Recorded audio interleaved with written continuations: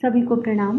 गुरु तत्व के सूक्ष्म सानिध्य में जन्म शताब्दी पुस्तक माला सीरीज में पुस्तक 7 का शुभारंभ। पुस्तक 7 बच्चों के व्यक्तित्व का विकास कैसे करें। आइए परम पूज्य गुरुदेव वंदे माता जी का स्मरण करते हुए उस पुस्तक का स्वाध्याय करते हैं। सबसे पहले माता भगवती देवी स्वचलित पुस्तकालय से हमसे पुनः क्या निवेदन कर रही है, माँ हमें क्या आज्ञा दे रही है, इसे समझते हैं। यह पुस्तक आदिशक्ति माँ गायत्री की कृपा से हमारे पास आई है। इसे पवित्र स्थान पर रखें, परिवार में सबको पढ़ाएं, मुख्य अंश नोट करें और उन्हें अपने आचरण में ढालें। पढ़कर पुस्तक किसी अन्य पात्र को दे दें ताकि ज्ञान का आलोक जन जन के जीवन को प्रकाशित करता चले, दीप से दीप जलता चले। आप भी कुछ पुस्तकें समाज में बांटें। अब जब ये बात लिखी गई थी तो यहाँ पुस्तक की बात थी, लेकिन अब यहाँ बात पुस्तक की नहीं है, यहाँ बात ऑडियो स्वाध्याय की है। कोई भी ऑडियो श्रेष्ठ कहीं से भी आपको मिले जो आपके हृदय को स्पर्श करे, आपके जीवन में जिससे परिवर्तन आए, उस ऑडियो को हम जन जन में बांटेंगे, उसके मुख्य बिंदु नोट करेंगे और ज़्यादा से ज़्यादा लोगों तक उसको पहुंचाएंगे। यही माँ कह रही हैं और बड़े सौभाग्य से ये पुस्तक माला पढ़ने को मिल रहा है। आप लोग सबको, आप लोग की चेतना को धन्यवाद। आप सबके माध्यम से स्वाध्याय संभव हो रहा है। तो आइए गुरुदेव हमें क्या समझा रहे हैं, बच्चों के व्यक्तित्व का विकास कैसे करें में। देवियों भाइयों, माँ अपने बच्चे के निर्माण करने के संबंध में अपने कर्तव्य को प्राय 5 वर्ष तक पूरा कर लेती है। पेट में जिस दिन से बच्चा आता है उसी दिन से माँ का कर्तव्य शुरू हो जाता है। बालक का स्वास्थ्य और बालक का मस्तिष्क विकास के लिए अपने चिंतन और उसको अपने आहार विहार में जिस तरह संयम बरतना चाहिए, यह क्रिया 5 साल तक जारी रहती है। क्योंकि माता का ही बच्चे से सबसे अधिक गहरा संबंध रहता है। माँ के पास वह स्वयं रहता है, खेलता भी वह माता के पास है, बातचीत भी वह माता से ही ज़्यादा करता है, गोदी में भी वह माँ के पास सबसे ज़्यादा जाता है। माता की सबसे ज़्यादा प्रभाव बच्चे पर पड़ती है जब तक उसकी उम्र 5 साल की होती है। 5 साल के बाद शिक्षण की जवाबदारी दूसरे लोगों के कंधे पर चली जाती है। माँ की अभिभावकों की जिम्मेदारी तो हमेशा ही रहेगी, उसमें तो कमी क्या हो सकती है, लेकिन मुख्यतः उसकी जिम्मेदारी अभिभावकों पर चली जाती है जिनमें पिता मुख्य हैं। अब गुरुदेव यहाँ समझा रहे हैं कि माता पिता का जो रोल प्ले है वो क्या है एक बच्चे को इस दुनिया में लाने के लिए। पहले तो ये एक बहुत बड़ी जिम्मेदारी है। जब भी हम माता पिता बनने के बारे में विचार कर रहे हैं, हम अपने आप से पूछें कि हम हर स्तर पर तैयार हैं इस जिम्मेदारी को लेने के लिए। इमोशनली, मेंटली, फिजिकली, फाइनेंशियली हमारी मन स्थिति क्या है, क्या हम इस परिस्थिति, बहुत बड़ी जिम्मेदारी है एक श्रेष्ठ चेतना का जन्म, एक श्रेष्ठ चेतना का जीवन में आगमन। तो जब हम बात कर रहे हैं एक श्रेष्ठ चेतना के जन्म की, हम हर माता पिता चाहते हैं कि उनके घर में एक श्रेष्ठ, एक दिव्य आत्मा का प्रवेश हो, दिव्य आत्मा गर्भ से जन्म ले, अपना नाम रोशन करे, देश के लिए, समाज के लिए कुछ करे, माता पिता के लिए कुछ करे। हम जो चाहते हैं उसके लिए हमको मेहनत भी तो करनी पड़ेगी। जब हम श्रेष्ठता का कुछ चूज़ करना चाहते हैं, श्रेष्ठ दिव्य आत्माओं को चाहते हैं अपने घर में, तो हमें उस हिसाब से मेहनत भी करनी पड़ेगी। तो यहाँ पहले 5 वर्ष कितने इम्पॉर्टेंट हैं, कब से इम्पॉर्टेंट है, जिस दिन से बच्चा पेट में आ रहा है। गुरुदेव लिख रहे हैं मतलब गर्भ का जो 9 महीने का समय है वो भी बहुत महत्वपूर्ण है। और इस पर तो हम लोग गुरु कृपा से, गुरुदेव तत्व के सानिध्य में कार्य कर रहे हैं कि बच्चा किसी भी उम्र में है, लेकिन अगर माता गर्भ में ही, किसी भी उम्र का बच्चा हो, अगर माता अपने बच्चे को गर्भ में विजुलाइज करके श्रेष्ठ चिंतन रखती है तो भी बच्चे की प्रेजेंट व्यवहार में बदलाव आ सकता है। ये गर्भ की शक्ति है। तो सोचिए कि जब बच्चा बड़ा हो गया उसके बाद भी माता बच्चे में परिवर्तन ला सकती है, तो जब बच्चा गर्भ में है तो कितना परिवर्तन ला सकती है। उसके लिए माँ को क्या करना पड़ेगा, माँ की मनस्थिति श्रेष्ठ होनी चाहिए, उसकी मनोभूमि श्रेष्ठ होनी चाहिए, भीतर श्रेष्ठ विचार होने चाहिए, दिव्यता के विचार होने चाहिए, मन एकदम सम होना चाहिए, सबके प्रति संवेदना, करुणा, और बच्चे से एक संवाद स्थापित करना चाहिए। माँ का आहार विहार उचित होना चाहिए, हर तरह का संयम माँ के जीवन में होना चाहिए, क्योंकि इनिशियल 5 साल बहुत महत्वपूर्ण है। और वही 5 साल सब कुछ है। वहाँ बच्चे के अंदर क्यों महत्वपूर्ण है वो 5 साल, क्योंकि बच्चे में जो हम डालना चाहते हैं, एक माता पिता के जैसे बीज डल रहा है इस समय, और बीज जैसा होगा वैसी तो फसल होगी। तो ये हमें समझना पड़ेगा यहाँ पर। तो माता पिता बनने से पहले ही ये जिम्मेदारी उठाने के लिए हम तैयार हैं या नहीं, हमें अपने आप से पूछना है।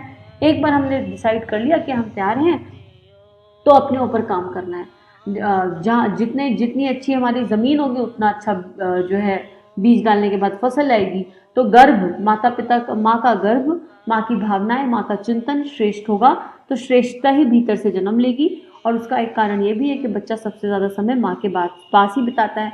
माँ के दूध से बच्चे का सिंचन हो रहा है, बच्चा बढ़ रहा है पेट में भी और बाहर निकल के भी। तो ये बात गुरुदेव बता रहे हैं। और ये तो अब आओ गढ़े संस्कारवान पीढ़ी जो है चल रहा है प्रोजेक्ट, उसके अंतर्गत इस बात को कितना खूबसूरती से समझाया जा रहा है, हम सभी ये बात जानते होंगे। आगे लिख रहे हैं गुरुदेव कि 5 साल के बाद ये जिम्मेदारी, क्योंकि अभी पेरेंटल फोल्डर में मदर फोल्डर चल रहा था, उसके बाद ये जिम्मेदारी और बाकी परिवारजनों की हो जाती है, क्योंकि अब बच्चे का अपना एक आइडेंटिटी डेवलप हो गया। अभी न्यू बॉर्न को नहीं पता मैं कौन हूँ, उसको तो न्यू बॉर्न ने जन्म लिया, आपने बता दिया ये माता है ये पिता है, बच्चे ने मान लिया। आप जिससे जो इंट्रोडक्शन करा दोगे वो बच्चा मान लिया। लेकिन एक पर्टिकुलर एज 5 साल के बाद बच्चे की अपनी खुद की स्व डेवलप होने लगती है, उसको अपना नाम समझ में आता है, बच्चा अपने स्कूल जा रहा है, लोगों से मिल रहा है, तो उसकी एक नई आइडेंटिटी डेवलप होती है सोशल फोल्डर के फॉर्म में। उसमें फिर सबसे बड़ी जिम्मेदारी पिता की आ जाती है। पिता मुख्य है, बाकी परिवारजन और सोशल फोल्डर भी मुख्य है, पर पिता का रोल प्ले यहाँ बहुत इंपॉर्टेंट हो जाता है। तो आगे लिख रहे हैं गुरुदेव कि व्यक्तित्व का निर्माण केवल घर की पाठशाला में हो सकता है। स्कूल में हम जो शिक्षण मिलता है, वो स्कूलों का जो शिक्षण है वो काफ़ी चीज़ें दे सकता है, लेकिन विद्या नहीं दे सकता। श्रेष्ठ संस्कार केवल माँ की पाठशाला में, घर की पाठशाला में ही माता पिता के सानिध्य में मिल सकते हैं। तो माता पिता के बीच सामंजस्य इम्पॉर्टेंट है बहुत। घर में एक सुख शांति का देव्य वातावरण क्रिएट करना इम्पॉर्टेंट है बहुत। ये बात गुरुदेव हमें समझा रहे हैं। आगे लिख रहे हैं, घर को एक पाठशाला के रूप में विकसित किया जाना चाहिए। अगर हमको भावी पीढ़ी को अच्छा बनाना है, माता को अपना स्वभाव, पिता को अपना स्वभाव, घर वालों को अपना स्वभाव, काम करने का ढंग, घर की व्यवस्था तथा वातावरण ऐसा बनाना चाहिए जिसमें कि गीली मिट्टी के तरीके से बने हुए बालक ढांचे में ढलते हुए चले जाएं। मान लो लोहे की गोलियां ढालनी है तो उसकी सारी मशीनें, ढांचे और डाइयाँ ऐसी बनाई जाएंगी जो पिघला हुआ लोहा जहाँ से जाए, जिस नाली में होकर जाए, बस वो गोली में बदलता हुआ चला जाए, नीचे निकलता हुआ चला जाए। अगर मशीन में नुक्स हुआ और मशीन ठीक नहीं होगी तो गोलियां साफ नहीं निकलेंगी, टेढ़ी मेढ़ी हो जाएंगी और ख़राब हो जाएंगी। बच्चों को किस तरीके से बनाया जाना चाहिए या बनाया जाना है, उसको सुयोग्य बनाया जाना है या बुरा, उसको सुसंस्कृत बनाया जाना है या कुसंस्कारी, इसके लिए केवल वाणी के द्वारा दिए जाने वाला शिक्षण पर्याप्त नहीं है।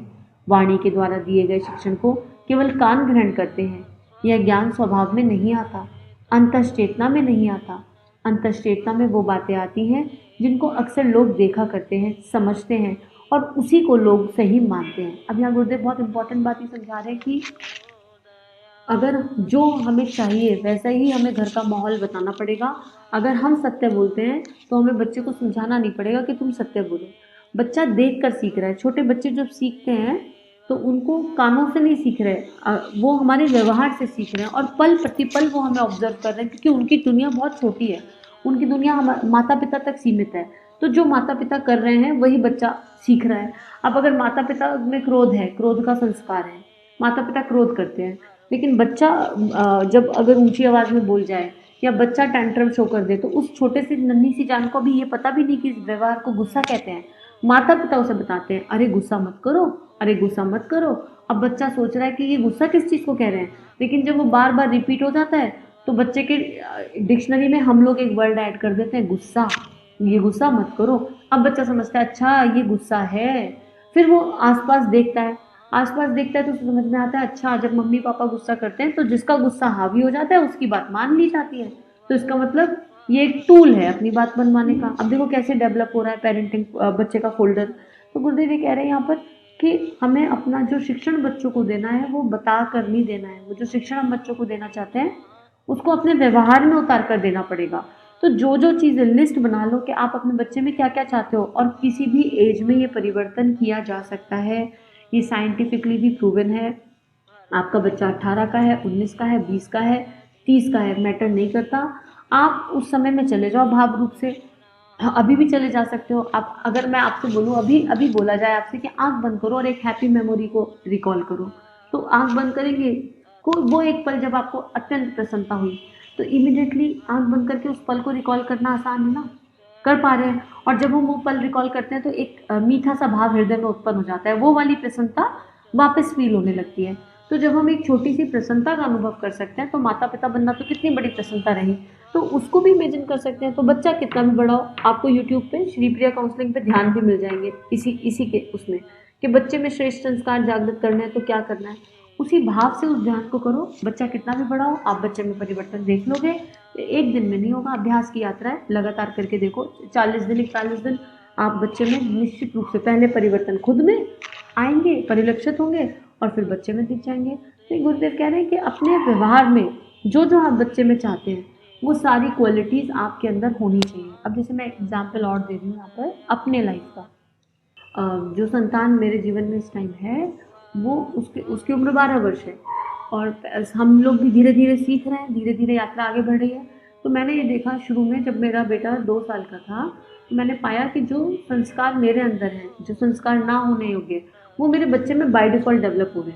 अब जब मुझे ये एहसास हुआ by the age of 2 and 2.5, जैसे मैं टीवी देखती थी पहले काफ़ी, कि मैं टीवी देखती हूँ तो मेरा बच्चा भी देख रहा है। अब मैं देख रही हूँ, मेरा क्या पर्पज़ है, क्या उद्देश्य है, वो बाकी बात है, पर बच्चे के अंदर तो एक ही इम्प्रिंट क्रिएट हो रहा है ना, स्क्रीन देखने का। और जब मेरे बच्चे ने मुझे गुरु कृपा से अपने ऊपर कार्य करते हुए देखा, और उसने ये देखा कि जो लेडी, जो मेरी मम्मी जो मुझे कहती है कि टीवी मत देखो या स्क्रीन मत देखो, उन्होंने अपने ऊपर पहले काम किया। मैंने अपने बच्चे से नहीं कहा कि तुम टीवी छोड़ दो। मुझे लगा कि ये तो मेरा ही संस्कार जा रहा है, और मैंने खुद पे गुरु कृपा से काम किया और टीवी 0 हो गया। तो उसने वो ट्रांसफॉर्मेशन देखा 6 महीने के अंदर, कि जहाँ इतना टीवी था वहाँ 0 हो गया। तो अब मुझे अपने बच्चे से कहना नहीं पड़ता, बाय डिफ़ॉल्ट उसका जो है टीवी टाइम, गैजेट टाइम अपने आप कम हो जाता है। और अगर वो देखता है तो मुझे रिमाइंडर देने पड़ते हैं, तो वो रिमाइंडर उसके अंतःकरण को इसलिए स्पर्श करते हैं क्योंकि उसने वो यात्रा देखी है, उसने जाना है, समझा है कि इस चेतना ने पहले खुद छोड़ा, उसने मेरे व्यवहार में वो परिवर्तन देखा, तो वो उसके अंदर आ रहा है।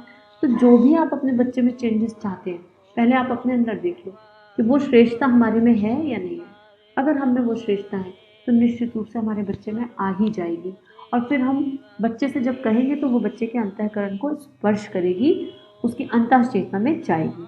तो आगे गुरुदेव यही लिख रहे हैं, वाणी के द्वारा दिए गए शिक्षण को केवल कान ग्रहण करते हैं, यह ज्ञान स्वभाव में नहीं आता, अंतः चेतना में नहीं आता। अंतः चेतना में वो बातें आती हैं जो लोग देखा करते हैं, समझते हैं, उसी को लोग सही मानते हैं। केवल कहने से काम नहीं चलेगा, स्वयं के व्यवहार द्वारा बच्चों को सिखाया जा सकता है। हमको जो भी कुछ बालकों को बनाना है, घर के वातावरण को ठीक वैसा ही बनाया जाना चाहिए। इसके लिए पहले आपको अपने आप को ढालना होगा, पिता को, माता को, चाचा को, ताऊ को, बहनों को। अगर वो नहीं डले तो अभिभावकों का काम है कि एक बच्चे के लिए ही सही या अपने परिवार के बच्चों के लिए ही सही घर के वातावरण को व्यवस्थित करें। अब ये जिम्मेदारी है किसकी? माता पिता की। अगर आपके घर के माहौल में ये चेंजेस नहीं आ रहे तो माता पिता को एक प्रेम की शक्ति के साथ एक कठोर निर्णय लेकर आगे बढ़ना चाहिए कि नहीं, ये उस आत्मा के जीवन का सवाल है जिसकी जिम्मेदारी हमने माता पिता बनकर उठाई है। और अगर हमें इस संतान को, इस आत्मा को श्रेष्ठ जीवन देना है तो घर के लोग नहीं मान रहे तो भी हम प्रेम के साथ, प्रेम की शक्ति के साथ, साहस के साथ आगे बढ़ेंगे, लेकिन अपने घर के माहौल को परिवर्तित करेंगे। उसके लिए फिर अनासक्त भाव से जो करना पड़े, प्रेम की शक्ति के साथ जो करना पड़े वो किया जाएगा। तो अपनी दिनचर्या को, अपने उठने बैठने के क्रम को, सभ्यता और संस्कृति के क्रम को ठीक बनाना होगा, एक दूसरे के साथ सभ्य व्यवहार करना होगा। यही सबसे पहला स्टेप है इस जर्नी का। तो आज हम बैठ के एक चार्ट बना लें कि हम क्या चाहते हैं अपने बच्चों से। पहली, वो चीज़ हमारे अंदर है या नहीं है। दूसरी और तीसरी, यूट्यूब से स्वाध्याय के साथ साथ एक ध्यान उठा लीजिए, जो ध्यान आपकी चेतना को स्पर्श करे। पेरेंटिंग के 3-4 ध्यान पोस्टेड हैं और उनको करना शुरू कर दीजिए और आप अंतर देख लीजिए। आपको समझ में आ जाएगा अंतर कि कितना गहरा अंतर पड़ता है। केवल 21 दिन में प्रभाव दिखना शुरू हो जाएगा। तो आइए परम पूज्य गुरुदेव वंदना माता जी से प्रार्थना करें कि हमें माता पिता बनने का सौभाग्य प्राप्त हुआ, तो सबसे पहले तो उस संतान को आभार और समस्त देव शक्तियों का आभार और प्रार्थना कि हमें जो इतना सुंदर सौभाग्य प्राप्त हुआ, हम अपनी ये जिम्मेदारी परमात्मा के दिव्य सूक्ष्म संरक्षण में अच्छे से निभा सकें। आज के लिए इतना ही। सभी को प्रणाम। हमारे YouTube चैनल को सब्सक्राइब कीजिए और बेल आइकन पर क्लिक कीजिए ताकि आने वाली सभी वीडियो की नोटिफिकेशन आपको मिलती रहे। आप सभी को बहुत बहुत थैंक यू।